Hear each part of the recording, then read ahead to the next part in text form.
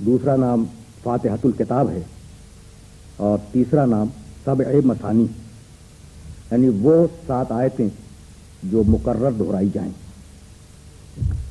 اب چونکہ نماز میں ہر نماز میں 2 مرتبہ یہ سورہ دہرایا جاتا ہے، یعنی 7 آیتیں دہرائی جاتی ہیں، اس لیے سورہ ہجر میں اس کا تذکرہ بھی ہے، لقد آتیناک سبعا من المثانی والقرآن العظیم، حبیب ہم نے تمہیں 7 مثانی عطا کیے اور قرآن مجید کو عطا کیا۔ یعنی یہ اتنی اہم شے ہے سورہ حمد، یہ 7 آیتیں اتنی اہم ہیں کہ قرآن کا تذکرہ الگ ہے اور ان 7 آیتوں کا تذکرہ الگ ہے۔ اگر آپ توجہ فرمائیں گے تو آپ کو اندازہ ہوگا کہ پروردگار عالم نے اس سورہ مبارکہ کو جو اہمیت دی ہے اس کا سبب کیا ہے۔ پہلی آیت جو قرآن مجید کی واقعاً ہر اعتبار سے پہلی آیت ہے، بسم اللہ الرحمن الرحیم، اس آیت میں ایک حرف ہے بے، اور اسم اللہ، رحمان، رحیم، یہ 4 اسم ہے، ایک حرف اور 4 اسم۔ ان 4 اسموں میں سے ایک تو ہے لفظ اسم، اسم کے معنی نام، اور اب اس کے بعد اللہ، یہ پروردگار عالم کا اسم ذات، ذاتی نام، ابھی میں اس کی تشریح کروں گا، اور اسم ذات کے فوراً بعد پروردگار عالم کی ہزاروں صفتوں میں سے کل 2 صفتیں، رحمان اور رحیم۔ تو میں یہ عرض کرنا چاہوں گا آپ کی خدمت میں کہ اللہ میں، رحمان میں اور رحیم میں فرق کیا ہے۔ دیکھیے، پروردگار عالم نے قرآن مجید میں اپنے اوصاف بڑی تعداد میں بیان کیے ہیں، وہ غفار ہے، وہ قہار ہے، وہ جبار ہے، وہ متکبر ہے، وہ مصور ہے، صفتیں ہیں۔ لیکن اللہ کے بعد پروردگار عالم نے نہ غفار کہا، نہ ستار کہا، نہ قہار کہا، نہ جبار کہا، نہ متکبر کہا۔ لفظ اللہ کے بعد بسم اللہ الرحمن الرحیم میں جو پہلا جملہ ہے قرآن مجید کا، اللہ کے بعد رحمان اور رحیم کو رکھا۔ تو اگر اللہ سمجھ میں آ گیا تو یہ لفظ رحمان اور لفظ رحیم دونوں سمجھ میں آ جائیں گے۔ اللہ کیا ہے؟ دیکھیے، خدا رازق ہے، تو جب آپ یہ فرماتے ہیں کہ خدا رازق ہے تو آپ کے ذہن میں فقط ایک صفت رزق ہوتی ہے، اس میں یہ نہیں ہے کہ خدا خالق بھی ہے، فقط رازق ہے۔ جب آپ نے کہا خدا خالق ہے تو فقط صفت خالقیت سامنے ہے، اب صفت رزق سامنے نہیں ہے۔ خدا قہار ہے، قہار قہر کرنے والا، تو ایک صفت آپ کے سامنے ہے۔ خدا رحمان بھی ہے، یہ قہاریت میں شامل نہیں ہے۔ تو خداوند عالم کے 1000 اسماء حسنہ جو دعاؤں میں اور قرآن مجید میں پائے جاتے ہیں، ان میں سے ہر اسم اس کی ایک صفت کا مظہر ہے۔ کوئی اسم قہاریت کا مظہر ہے، کوئی غفاریت کا مظہر ہے، کوئی رزق کا مظہر ہے، کوئی خلق کا مظہر ہے، کوئی فنا کر دینے کا مظہر ہے، کوئی دوبارہ لوٹا دینے کا مظہر ہے۔ تو ہر نام اللہ کا ایک صفت کا مظہر ہے۔ اب اگر ان سارے اوصاف کو اور سارے صفات کو ایک لفظ میں کہنا چاہیں تو بہت مشکل ہو جائے گا نا۔ اس کے لیے پروردگار عالم نے لفظ استعمال کیا، لفظ اللہ۔ رازق یعنی ایک صفت، خالق یعنی ایک صفت، مبدی ایک صفت، معید ایک صفت، اور جب اللہ آپ نے کہا تو جتنی بھی صفتیں ہیں کمال کی اور جتنی بھی صفتیں پروردگار عالم میں پائی جاتی ہیں وہ ساری کی ساری لفظ اللہ میں سمٹ کے آ گئی۔ تو آغاز کیا پروردگار عالم نے اپنی کتاب کا اپنے نام سے، جو اس کا اسم ذات ہے، جس میں ساری صفتیں سمٹ کے آ جاتی ہیں، اور اب اپنے نام کے فوراً بعد اس نے یہ نہیں کہا کہ یہ وہ اللہ ہے جو غفار ہے، جو قہار ہے، جو ستار ہے، جو متکبر ہے، جو غفور ہے، نہیں، اللہ کے فوراً بعد 2 صفتیں دی، یہ رحمان ہے، یہ رحیم ہے۔ یعنی اپنے پراپر ناؤن کے بعد، اپنے ذاتی نام کے بعد پروردگار عالم نے قرآن مجید میں سب سے پہلے جن صفتوں کا تعارف کرایا وہ 2 صفتیں ہیں، رحمانیت، رحیمیت۔ رحمان کے معنی وہ بلا تفریق مذہب و ملت ہر ایک کو نعمت دیتا ہے، یہ رحمان کا مفہوم ہے۔ وہ نہیں دیکھتا کہ فرعون ہے یا موسیٰ، وہ دونوں کو رزق دیتا ہے، دونوں کو نعمتیں دے رہا ہے۔ اور رحیم کے معنی انسان کے کمال کو اور انسان کی حیثیت کو اور انسان کے استحقاق کو دیکھ کر نعمتیں دینے والا۔ تو دنیا میں وہ حضرت موسیٰ علیہ السلام کو بھی رزق دیتا ہے، فرعون کو بھی رزق دیتا ہے، نمرود کی بھی پرورش کرتا ہے، حضرت ابراہیم علیہ السلام کی بھی پرورش کرتا ہے۔ یہ ہے رحمانیت۔ قیامت میں وہ فقط ان لوگوں کو نعمتیں عطا کرے گا جو اس کی راہ کمال پر چلتے ہوئے کامیاب ہوئے، اس کا نام ہے رحیم۔ رحیم جو استحقاق کو دیکھ کے نعمت دے، رحمان جو بلا استحقاق اور بلا تفریق مذہب و ملت نعمت کو عطا کرے۔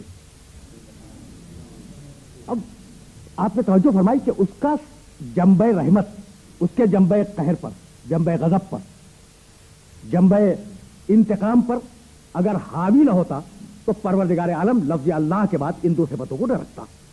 تو سہارا اللہ کے نام کا جو رحمان بھی ہے رحیم بھی۔ اب سورہ مبارکہ نے ترقی کی، فوراً بعد کہا الحمد للہ رب العالمین، حمد ہے اس اللہ کی جو عالمین کا، سارے جہانوں کا اور ساری کائنات کا پالنے والا ہے۔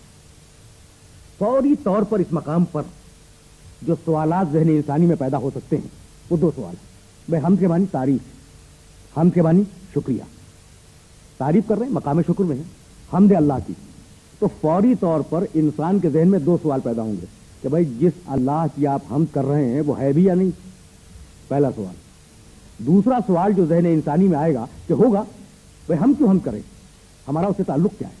خدا کی قسم یہی بلاغت قرآنی کا اعجاز ہے کہ ادھر آپ کے ذہن میں دو سوالات پیدا ہوئے اور ادھر قرآن مجید نے انہی لفظوں میں جواب دیا الحمدللہ، حمد اللہ کی۔ سوال آیا ذہن میں کہ بھئی ہے بھی یا نہیں، فوراً جواب دیا یہ اللہ وہ ہے جو عالمین کا پالنے والا ہے۔ بھائی فضا میں اگر بال کو پھینکو تو جب تک تمہارے ہاتھ کا فورس باقی رہے گا اس وقت تک بال فضا میں رہے گی، گیند فضا میں رہے گی، اور جس وقت فورس ختم ہوا وہ زمین پہ آ جائے گی، ہے یا نہیں؟ تو ایک ہے علت ایجاد اور ایک ہے علت بقا، یہ دو چیزیں ذرا سا توجہ کی طلبگار ہیں۔ علت ایجاد کا مطلب ایک آدمی نے ایک شے کو ایجاد کر دیا، یہ میز بنا دی ایک انسان نے، اب وہ ٹھیکیدار تو نہیں ہے کہ اس میز کو باقی بھی رکھے، ہو سکتا ہے پانی سے، دھوپ سے، سردی سے، گرمی سے، کسی چیز سے ٹوٹ جائے، تو بنانے والے کا کام بنا دینا ہے، باقی رکھنا، اسے مینٹین کرنا یہ بنانے والے کا کام نہیں ہے۔ تو کہہ سکتا تھا کوئی کہ کائنات کا کوئی خالق ہوگا لیکن کیا ضروری ہے کہ اب وہ ہو، ممکن ہے مر چکا ہو، کہا نہیں، وہ رب العالمین ہے۔ اس وقت اگر مریخ، زہرہ، عطارد، سورج، چاند، زمین یہ سب باقی ہے تو کوئی ان کا باقی رکھنے والا موجود ہے۔ پہلا سوال جو ذہن انسانی میں آ سکتا تھا کہ بھئی وہ ہے یا نہیں، اس کا جواب دیا کہ رب العالمین، اگر عالمین قائم ہے تو اس کا رب قائم ہے اور باقی ہے۔ دوسرا سوال کہ بھئی ہوگا، ہم اس کا شکریہ ادا کیوں کریں، اس کا جواب اس کے آگے بڑھ کے دیا کہ الرحمن الرحیم، یہ دنیا میں بھی نعمتیں دینے والا ہے اور آخرت میں بھی نعمتیں دینے والا ہے۔ تو اگر نعمت کی تمنا ہے تو ہم کرو اور نعمت کی تمنا نہیں ہے تو ہم نہ کرو۔ اب ایک سوال پھر ذہن انسانی میں پیدا ہوا کہ بھائی نعمت کی تمنا، نعمت تو دے رہا ہے نا وہ، اب تمنا کریں جب بھی دے گا اور نہ کریں جب بھی دے گا، ضرورت کیا ہے کہ ہم اس کی حمد کریں؟ ہوگا، یقیناً ہوگا، ہم نے تسلیم کر دیا اور وہ دنیا میں نعمت دے رہا ہے، لیکن یہ کہ ہم اس کی نعمت کا شکریہ ادا کریں، ہمیں اس سے فائدہ کیا پہنچے گا؟ فوراً بات کہا، دیکھیے آیتوں کا دوسری آیتوں سے ربط، فوراً بات کہا مالک یوم الدین، یہ نعمتیں فقط دنیا میں ختم نہیں ہوں گی، نعمتوں کا سلسلہ قیامت تک جانے والا ہے، وہ یوم الدین کا مالک ہے۔ تو اب اگر قیامت میں لازوال نعمتیں چاہیے، لازوال نعمتیں چاہیے تو اس کی حمد کرو، نہیں چاہیے تو نہ کرو۔ اب پھر ایک سوال ذہن انسانی میں پیدا ہو سکتا تھا اور بڑا عجیب و غریب سوال کہ ہم کے لیے ہم تیار ہیں، ہم اس کے ہم کے لیے تیار ہیں، لیکن ہم کا وہ سلیقہ کیا ہو، وہ طریقہ کیا ہو جو اس خالق کو پسند ہو۔ تو فوراً جواب آیا ایاک نعبد، پروردگار ہم تیری عبادت کرتے ہیں، عبادت کے ذریعے تیری ہم کو تیری بارگاہ میں پیش کرتے ہیں۔ اب پھر ذہن انسانی میں سوال پیدا ہوا کہ اس عبادت کے طریقے کو کون بتلائے؟ ایاک نستعین، پروردگار مدد بھی تجھ سے ہے، طریقہ عبادت تو بتلا دے۔ اب پروردگار طریقہ عبادت کو بتلائے تو کیسے بتلائے؟ تو اب پھر فوراً ایک دعا دے دی، اہدنا الصراط المستقیم، دعا مانگو ہماری بارگاہ میں کہ پروردگار ہمیں سیدھے راستے پر چلنے کی ہدایت کر، سیدھے راستے کی طرف ہماری ہدایت کر۔ جب سیدھے راستے کی طرف ہدایت کی دعا دے دی تو جب بھی ہدایت آئے گی، جب بھی کوئی ہدایت پروردگار کی طرف سے آئے گی تو عوام الناس میں اور انسانوں میں دو متضاد رد عمل پیدا ہوں گے۔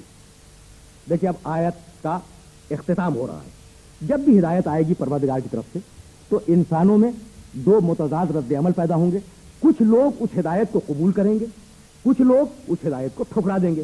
جو قبول کرنے والوں میں ہوں گے ان کا نام ہے انعمت علیہم، اور جو ٹھکرانے والوں میں ہوں گے ان کا نام مغضوب علیہم اور ضالین. وآخر دعوانا ان الحمد للہ رب العالمین.